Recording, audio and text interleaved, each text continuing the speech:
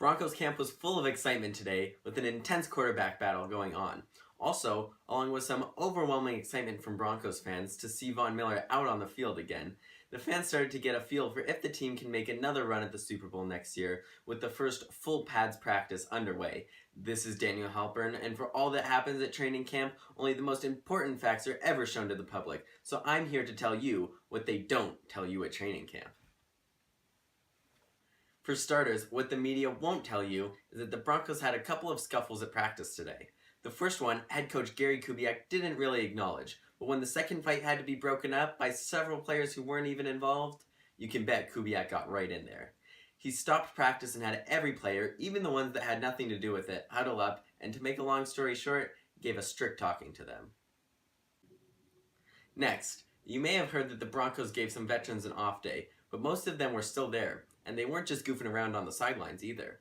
What I bet you didn't hear was that one of those players on an off day, safety TJ Ward, was in mid-season form arguing with refs on the sidelines for making bad calls, even though he wasn't really playing.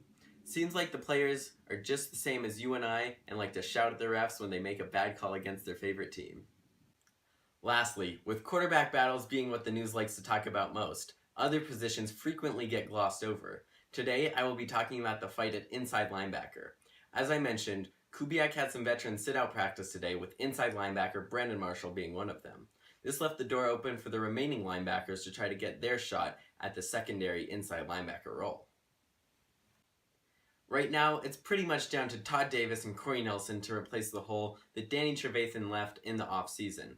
From what I saw, if the season was to start tomorrow, Davis would be the one lining up next to Marshall in the starting lineup, but fret not, Corey Nelson, because Wade Phillips is a mad scientist at his defensive coordinator job and will find packages where you will be involved.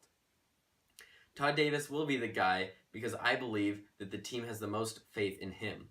Not only was he special teams captain last year for the Super Bowl champs, Coach Gary Kubiak also spoke volumes of how much Davis has stepped up in this past year during his press conference.